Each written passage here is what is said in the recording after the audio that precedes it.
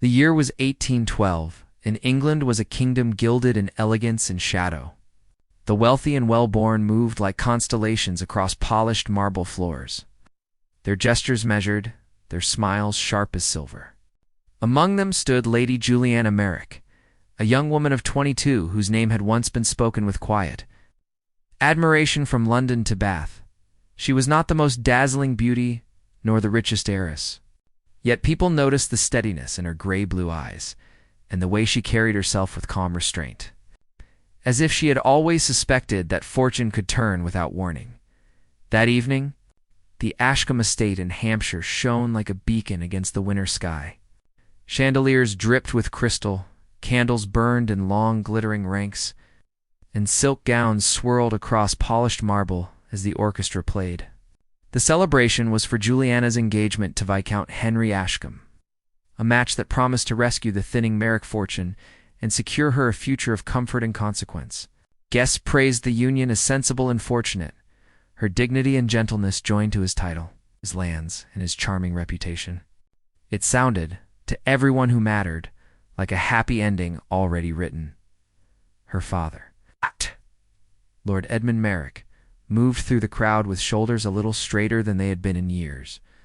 The lines of worry around his mouth softened into something almost like youth. Her mother, Lady Isabel, watched Juliana with shining eyes, her smile bright and unwavering. Their daughter, they believed, had been safely anchored in the merciless sea of courtship. Juliana herself wore pale blue silk and her grandmother's pearls.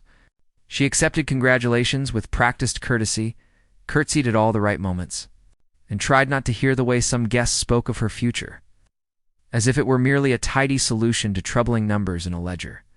She told herself she loved Henry, or at least that love would grow once they were married. He had entered her life with polished ease, the sort of man who knew exactly when to laugh and when to look moved. His compliments were always well chosen, his manners faultless, his smile as bright as the chandeliers above them. When his eyes wandered toward livelier company, she pretended not to see. When his tone turned careless, she decided he must simply be tired or distracted. It was easier to believe in the story everyone else had already decided was true than to examine the small doubts gathering at the edges of her heart. The orchestra began, a waltz, and Henry approached with a bow so precise it could have been rehearsed. "My dearest Juliana," he said, extending his hand for all to see. She placed her gloved fingers in his, feeling the weight of the room's attention settle on her shoulders. As they turned with the music, skirts sweeping and jewels flashing, Henry leaned closer, his breath touched with wine. "Tomorrow," he murmured, "they'll envy us from one end of London to the other."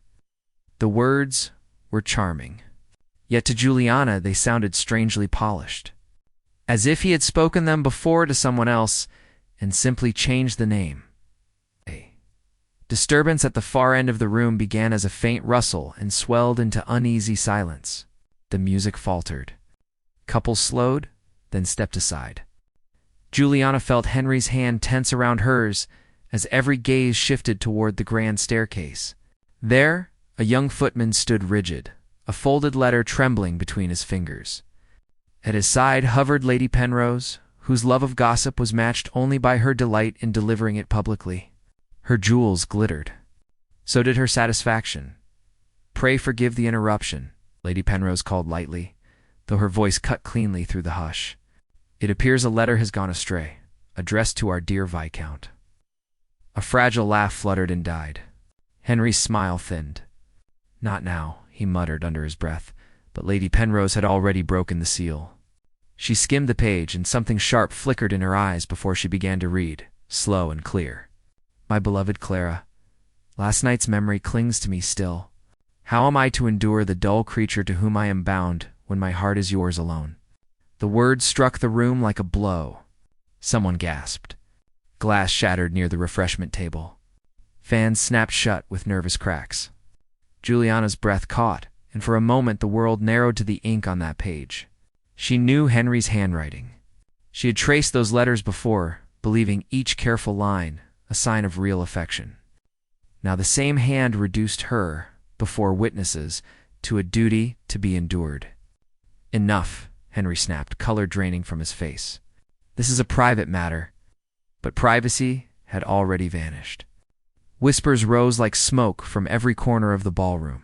The poor girl, her father will never recover. Always. The phrases floated through the air, not quite loud enough to challenge, yet sharp enough to cut. Juliana's hand slipped from Henry's arm. She searched his face for denial, for anger on her behalf, for any sign that the words were false or forced. He would not meet her gaze. His eyes darted toward his friends, toward the men whose laughter he had always chased, toward reputation and consequence, never toward her. Whatever tenderness she had imagined in him dissolved in that single, cowardly refusal to look at her. Something within her, something young and hopeful, folded in on itself. The waltz had stopped, yet she felt as if she were still turning, only now there was nothing beneath her feet. Lord Merik appeared at her side with unexpected swiftness. His face was pale, his jaw set. "This scene is at an end," he said, voice low but steady. He offered his arm to Juliana. Lady Isabel followed, one hand pressed to her mouth as if holding back both tears and words. Together they crossed the ballroom beneath a storm of whispering that no one bothered to hide. The night air outside struck Juliana like cold water. She drew in a long breath, grateful for the honest chill after the suffocating perfume of the ballroom. The carriage was brought round. No one spoke during the journey home. The only sounds were the rhythm of hooves, the grind of wheels, and the occasional sharp intake of breath from her mother when the silence grew too heavy. Her father stared straight ahead, already calculating consequences. Juliana sat between them, hands folded in her lap, feeling at once the center of their distress and strangely distant from it, as if she were watching another woman's life come apart. Merik Manor, usually modestly warm and familiar, seemed hollow when they arrived.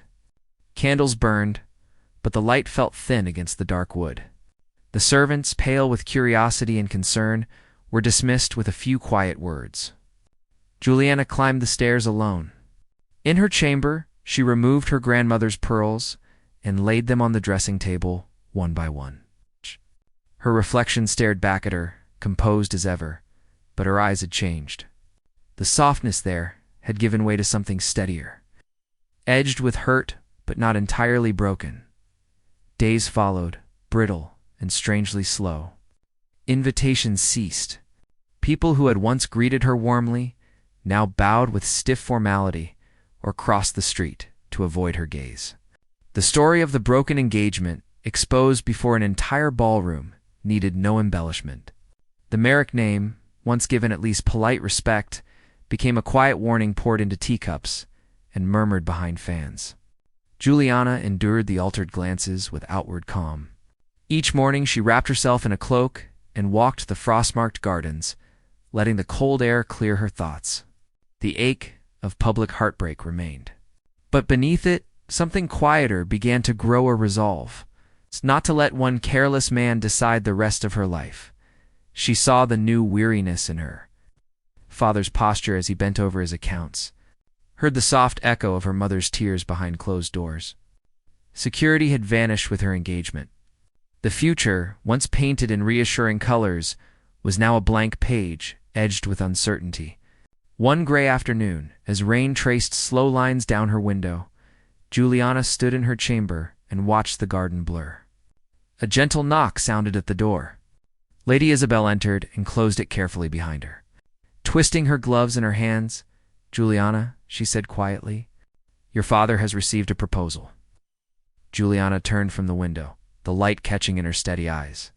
"From whom?" she asked. Her mother drew a breath, as though the name itself were heavy. "From the Duke of Ravenshire," she replied at last, "a man who, they say, seeks a wife of dignity rather than display."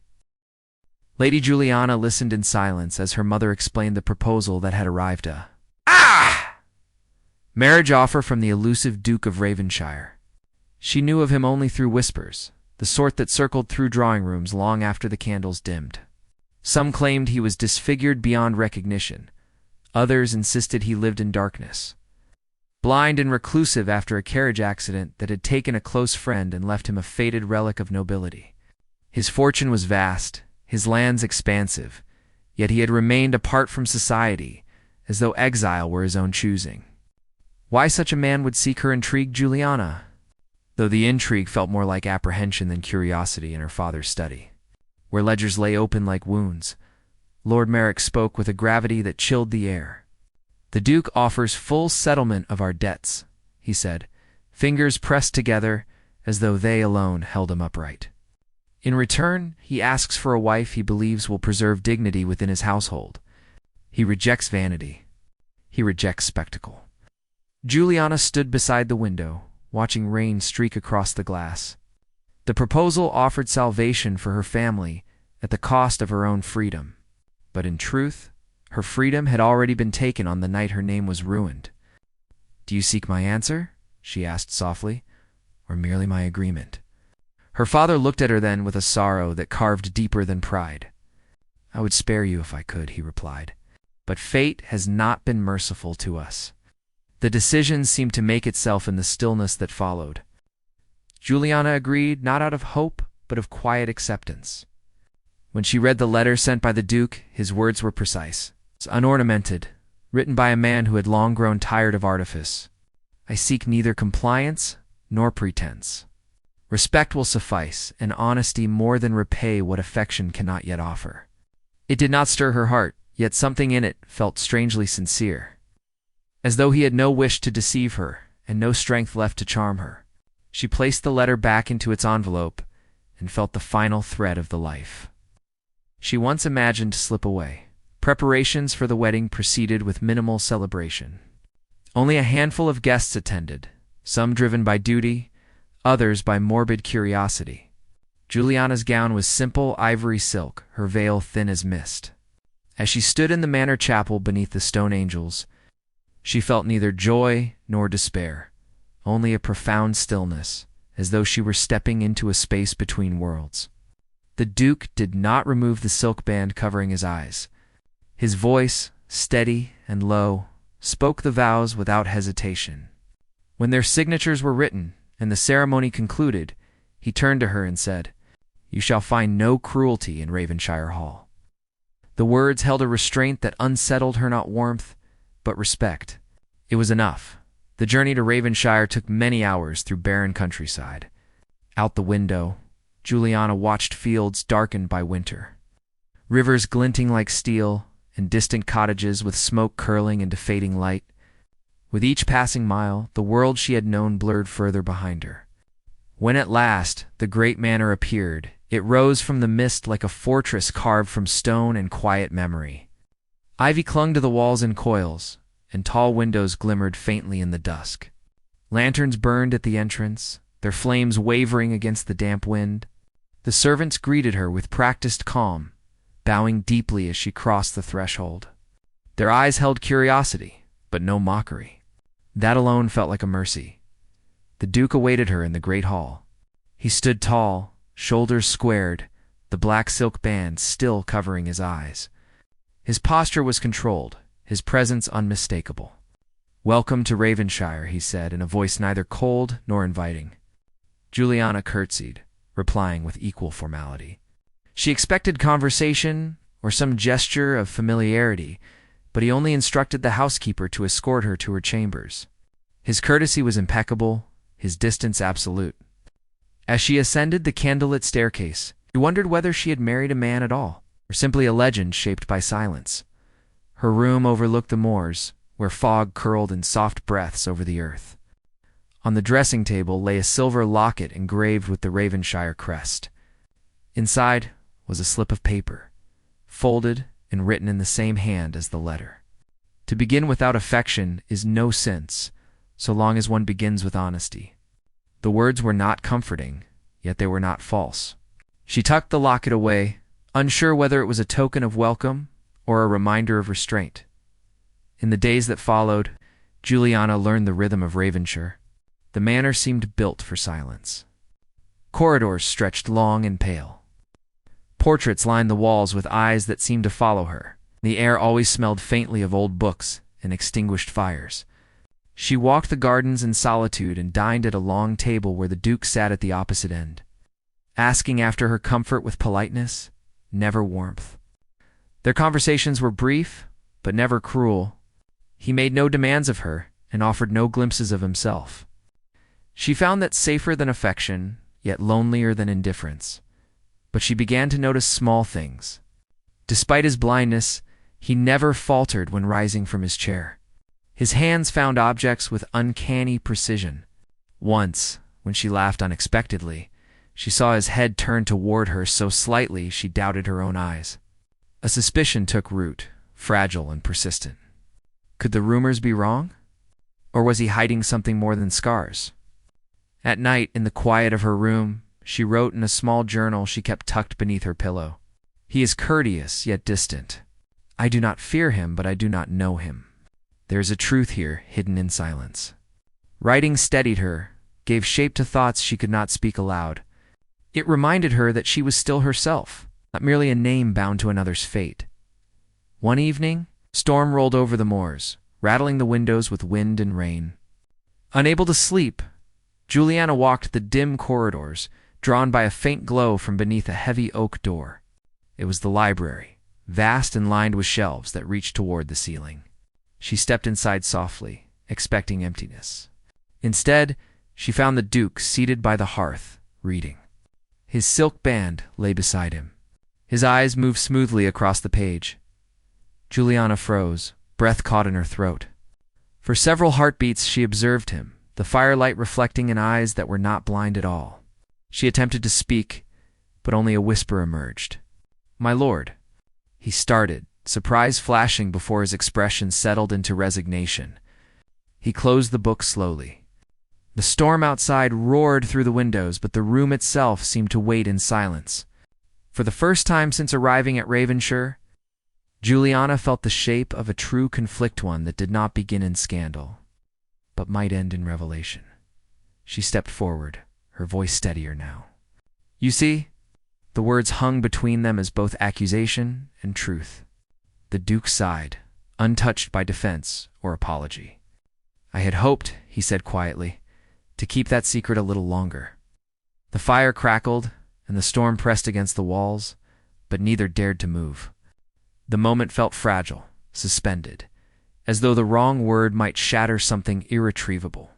Yet for the first time since her leaving home, Juliana felt awake, shaken by a discovery that promised not despair, but unanswered questions waiting in the dark.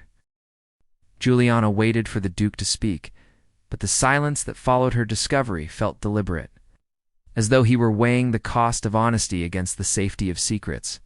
The fire burned low, casting warm light across his features, and she saw in his eyes something she had never seen before in certainty.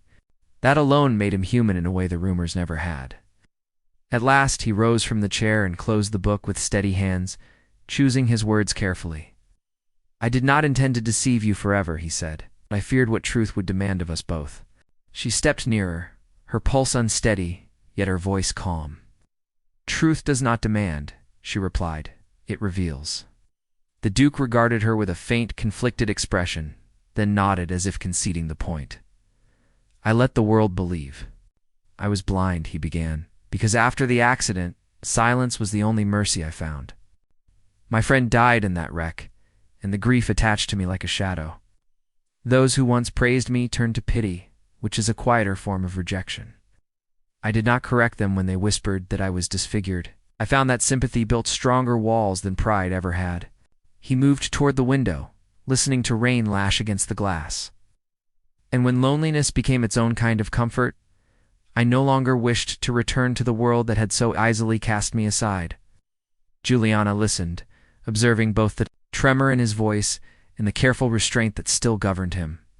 "So you embraced the role of a ghost," she said quietly. He turned slightly, the faintest trace of surprise in his eyes. "Ghosts," he replied, "are rarely judged."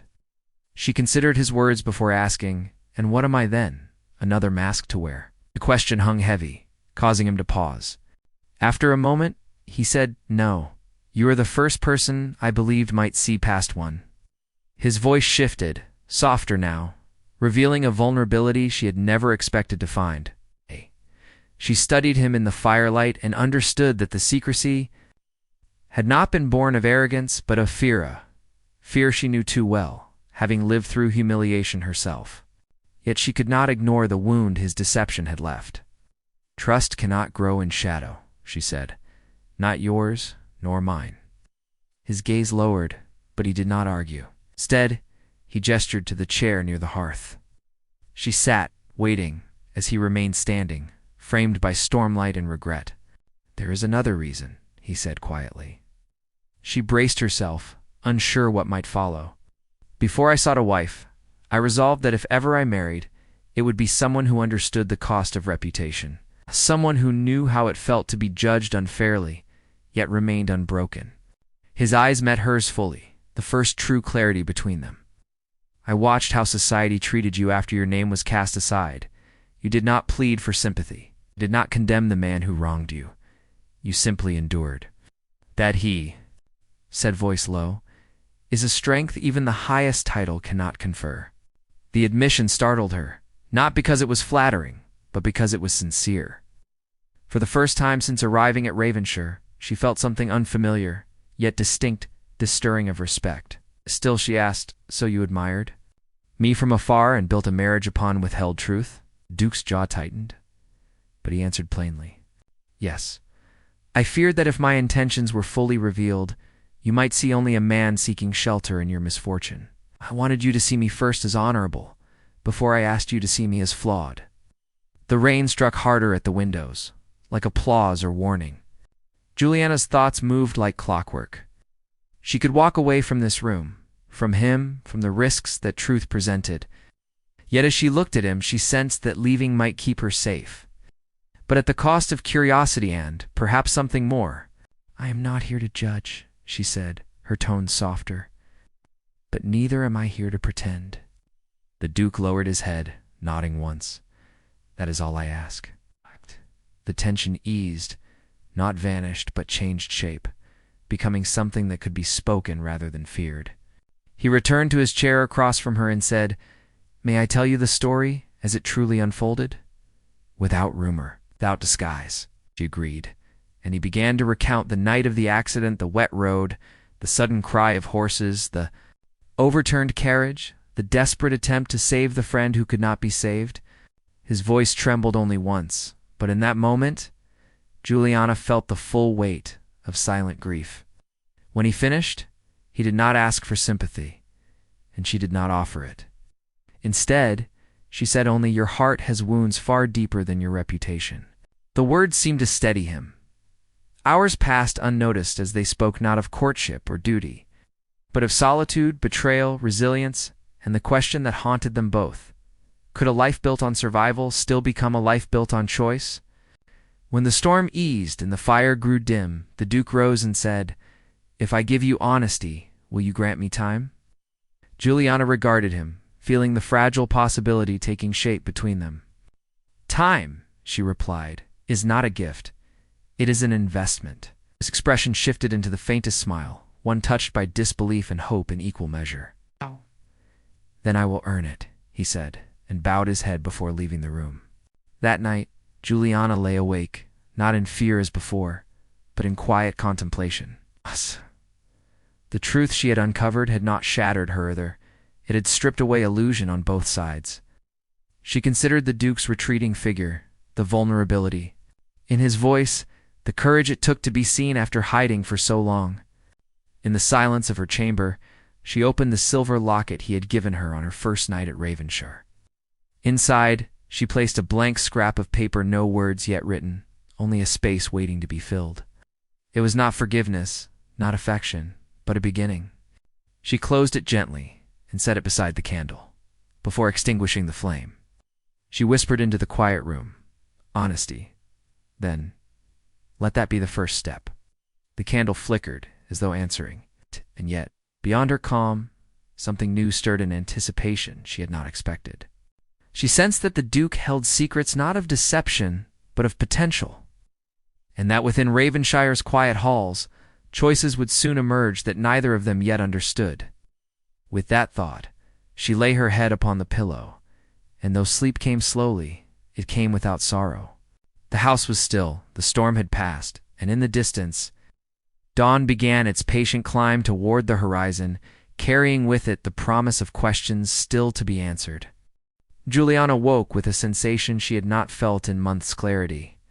Morning light filtered softly through her curtains, gentler than she remembered, as though Ravenshire itself had shifted in response to the truth that had been spoken the night before. She rose, dressed in muted blue, and stepped into the corridor with a steady breath. Something had changed between her and the Duke. Not yet trust, but understanding. It was enough to begin the day without the weight of uncertainty pressing against her.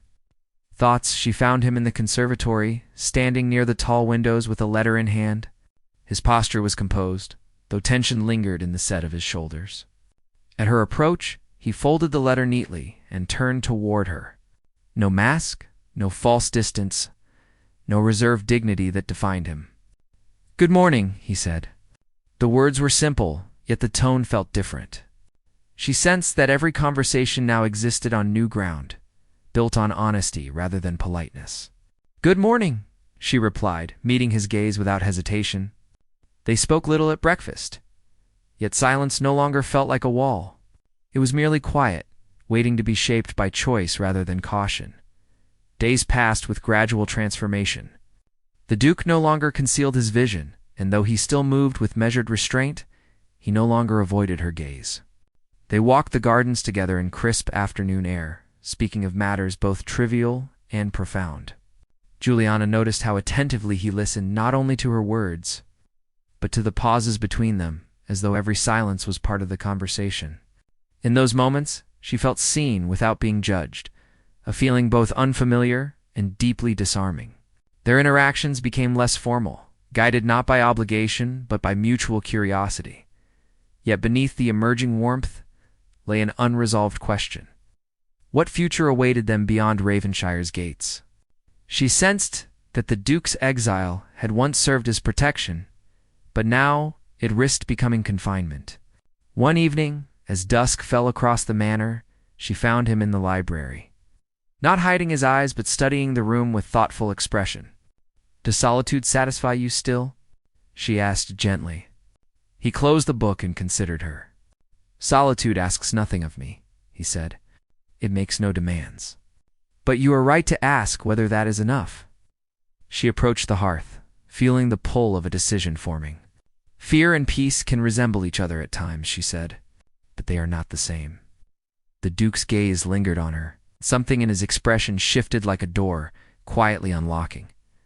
The next morning brought an unexpected summons.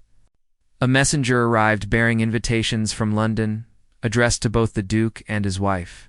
The capital, long unaware of the truth behind Ravenshire's silence, now stirred with speculation. Word had spread that the reclusive Duke might return to society, perhaps even recovered from his supposed blindness. The invitations grew bolder by the day, as though the city had scented a story too compelling to ignore. Juliana watched the stack of envelopes grow, each one a reminder of the world she had fled and the eyes that once judged her without mercy.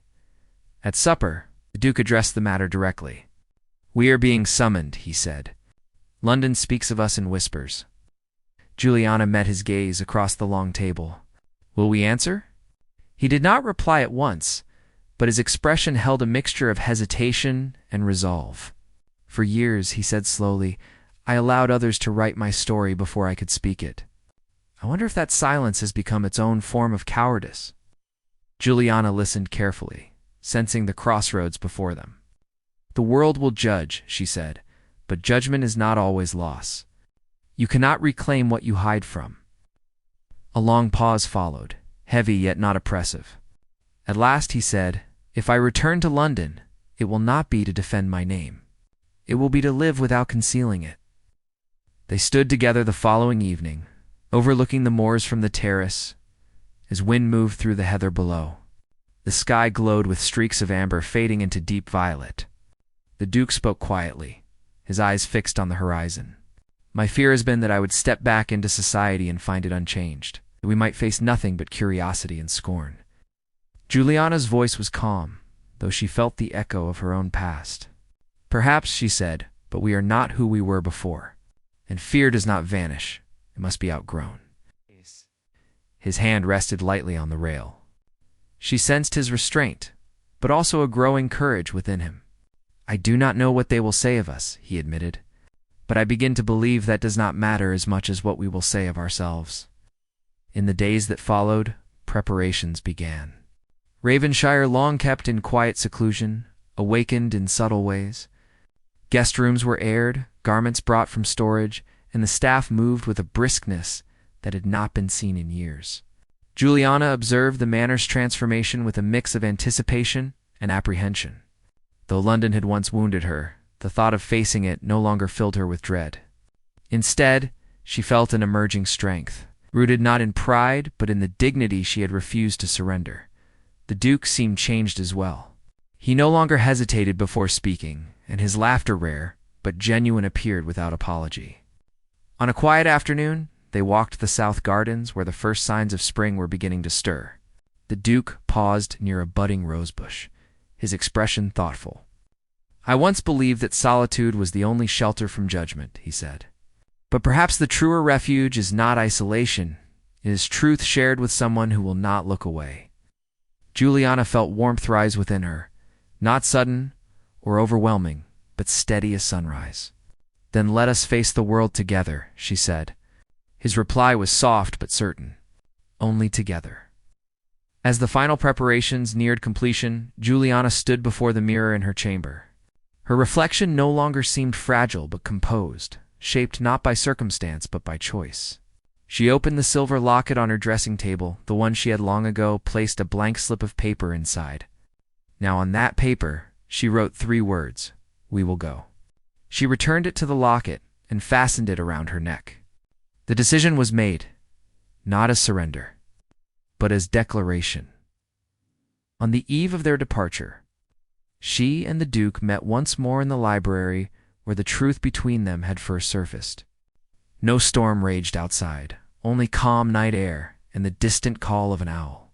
The Duke regarded her quietly, then said, "Whatever awaits us, I do not regret the night you found me here." Juliana stepped closer, the memory vivid and distant all at once. "Nor I."